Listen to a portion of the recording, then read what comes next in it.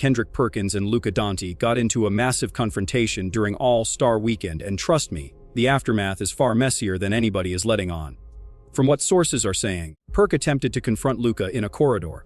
Things escalated rapidly, and security personnel had to intervene before the situation deteriorated into something far more serious. And the wildest part is that this wasn't some random explosion. So today, I'm breaking down every detail of how Perk has been launching attacks at Luka for quite some time now, from labeling him overweight and unprepared to declaring Cade Cunningham a superior player. But here's what nobody's truly addressing. Luka fired back, and the manner in which he fired back, that's where everything starts unraveling, because now additional players are being dragged into this mess. And if this continues escalating, it's going to reveal far more than just a single rivalry. Have you ever witnessed someone try so desperately to maintain relevance that it actually becomes uncomfortable to observe? That's Kendrick Perkins in 2026. Look, everybody understands Perk's entire broadcasting career is constructed on delivering the loudest, most inflammatory opinions possible just to preserve his position at ESPN. But what transpired at All-Star Weekend in LA existed on an entirely different plane of reckless behavior. This was essentially an ambush that nearly resulted in legal action. So picture this, it's All-Star Weekend, the one occasion annually where these guys are supposed to decompress and enjoy fellowship with competitors from rival squads.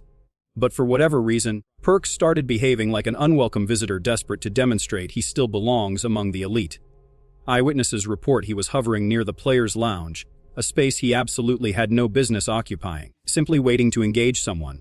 And naturally, he selected the most prominent figure in the entire venue, Luka Doncic. Now, Luka typically embodies complete indifference. He'll flash that grin at you while casually producing 40 and 15, but Perk has been chirping about Luka's physique and his dramatic antics for years. And apparently, he decided confronting Luka directly would be a brilliant move. As Luka approached the lounge entrance, Perk physically positioned himself in his trajectory. No greeting, no pleasantries, just pure confrontation. According to individuals standing mere feet away, Perk began shouting, calling Luka overweight and unprepared right there in the corridor. He demanded Luka abandon the dramatics and quit behaving like a diva whenever a call didn't favor him. Picture yourself in Luka's position. You're an international megastar, arguably a top 3 talent on the planet, and you have this retired supporting player who hasn't touched a weight room since 2015 confronting you publicly in front of your colleagues. Luka's initial reaction was that trademark icy dismissive grin. He attempted to simply navigate around him like Perk was a decorative obstacle, but Perk refused to relent. He kept escalating and growing louder, essentially rehearsing for his next morning show appearance in real time. That's when Luka halted, pivoted back, and seized Perk by his jacket. The atmosphere in that corridor shifted from calm to volcanic instantly. You're looking at two enormous individuals, and for a moment, everyone present believed it was about to erupt in the most chaotic fashion imaginable, until security personnel intervened. The most humiliating aspect of the entire incident was that Perk reportedly postured like he welcomed the confrontation. But the moment security arrived, he immediately retreated to his phone. But if you assume that corridor ambush was merely a spontaneous outburst, you haven't been monitoring the playbook Perk has been executing, because he didn't simply walk away from that encounter and decompress. He proceeded directly to the nearest microphone to complete what he initiated. We're referencing the February 20th, 2026 episode of the Road Trippin' podcast. Perk positioned himself there, stared directly into the lens, and with absolute seriousness delivered this. And guess who's right there next after them? It's Cade Cunningham. Cade Cunningham has just leapfrogged Luka Doncic for as top 5 players in the NBA in my eyes. Now let's have an honest conversation for a moment. Cade is delivering a phenomenal season in Detroit. The Pistons are positioned at 41-13 and Cade is producing that championship caliber basketball that old school purists appreciate. And yeah, we must acknowledge that recently, there have been evenings where Luka makes it difficult for his own supporters. We've witnessed the ball monopolization where he burns 22 seconds of the shot clock just to launch a desperation pass to a teammate. We've watched him out there debating with officials while the opposing team is already finishing at the other rim. And let's be honest, the beer-sipping Luka memes resonate because the man isn't exactly showcasing peak physical conditioning right now. But even considering all of that, are we genuinely going to pretend that Cade Cunningham inhabits the same stratosphere as Luka Doncic? Perk's reasoning is that Cade contributes on both ends of the floor, which is the classic, "I possess no statistical evidence to support this" argument. It's equivalent to claiming someone who prepares a decent steak surpasses a Michelin-starred chef because the chef dislikes cleaning dishes. Well, Perk, here's the rare summe in case your memory needs refreshing. We're discussing Luka Doncic, five-time All-NBA first-team selection, Western Conference Finals MVP, and a player who routinely averages 30+ in the postseason like it's a casual warm-up session. Luka produces 40-point playoff performances effortlessly. He possesses historic usage metrics that shouldn't be humanly achievable.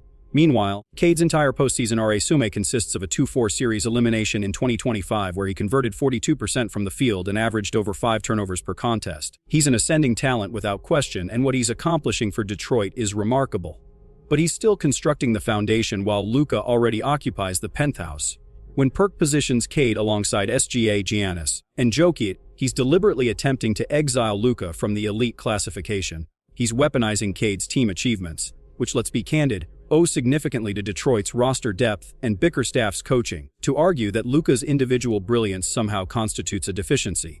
And here's the completely predictable element. Perk calculated precisely what he was accomplishing by releasing this on February 20th. He waited until Luka's first contest following the injury to deploy this, understanding it would overshadow everything else. He didn't merely contrast their statistics. He attempted to contrast their essence, proclaiming Cade possesses the Kobe Bryant blue-collar mentality while insinuating Luka is merely a showman. Even a child can recognize it's a premeditated demolition job. But you must question yourself, why this moment? Why is Perk so driven to bury Luka right now? Well, that was the gravest miscalculation he could have committed. Because if Perk believed he could appear on a podcast and erase Luka's legacy without consequence, he evidently forgot exactly who he was provoking. Imagine being cornered in a corridor by someone who hasn't visited a fitness facility since the Obama presidency, just to have him declare you're out of shape. That's the caliber of pure absurdity we're experiencing in the NBA right now. And I won't pretend otherwise. I anticipated Luka would simply dismiss it because he typically projects that cheerful, unbothered European persona. But the 2026 incarnation of Luka is transformed. He's finished playing the accommodating guy. Intelligence just leaked from the Lakers' inner circle, and sources confirmed Luka's verbatim reaction to Perk's commentary was, and these were his precise words, "Who is this content farmer trying to come at me?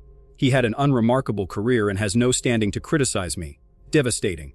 But truthfully, he wasn't inaccurate. Labeling Perk a content farmer is the most precise characterization I've encountered all year.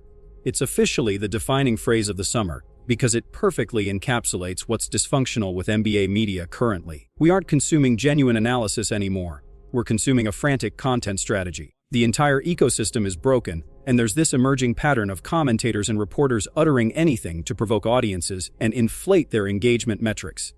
In the current landscape, if you aren't saying something completely unhinged, you aren't generating traffic. So Perk understands exactly what he's executing. He recognized long ago that being the anti-Luka voice is his only pathway to staying relevant. Every time he appears on television and attacks the man leading the league in scoring, his social media erupts. The clips accumulate millions of views on TikTok, and he preserves his salary. He's not a basketball icon. He's a grifter who has exchanged his integrity for engagement. But that's not even the aspect that bothers me most. See, when you actually examine the evidence and study the numbers, Luka calling him unremarkable is honestly generous. It's absurd that we even need to juxtapose these two. Luka Doncic was the EuroLeague MVP at 18 years old. Most of us were still struggling to navigate freshman composition. And he was already the premier player in the second best league on the planet. He earned Rookie of the Year. He's an offensive machine that never stops. And currently, he's leading the league in scoring at over 30 points per game. We're discussing career averages approaching 29 points, 9 rebounds, and 8 assists.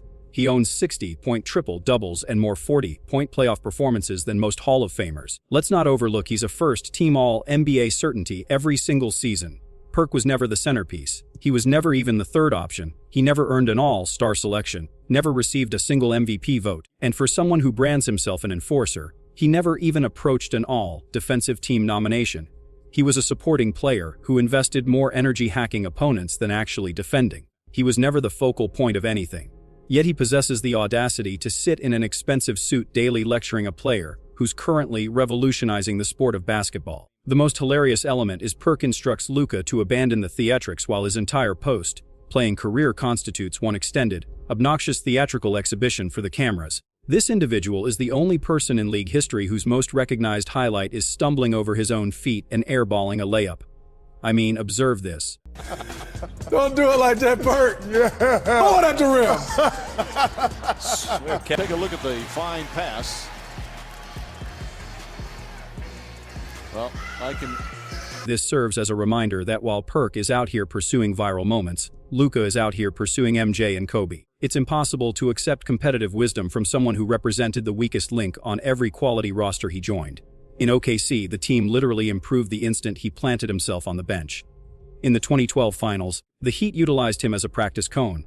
By the time he arrived in Cleveland in 2015, he was essentially a mascot who received complimentary courtside access to observe LeBron operate. Word circulating is that the National Basketball Players Association is actually investigating his broadcasting credentials now, because his commentary has devolved into outright personal targeting. There's a distinction between critiquing someone's poor performance and physically cornering them in a corridor to call them overweight.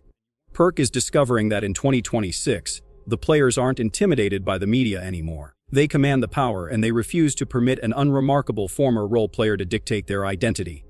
But this isn't merely one terrible opinion or a single podcast segment. Kendrick Perkins hasn't simply been critiquing Luka. He's been conducting a calculated multi-year operation to determine how much negativity he can hurl at a generational superstar's reputation before it adheres. This represents a behavioral pattern extending way back. And when you examine the chronology, it's evident Perk isn't invested in the sport. He simply wants to diminish Luka through any means necessary. Let's rewind to May of last year when the Lakers had just been eliminated, and instead of dissecting the deficient roster or the coaching shortcomings, Perk jumps on a podcast wearing his serious analyst expression and delivers the most delusional assessment of the decade.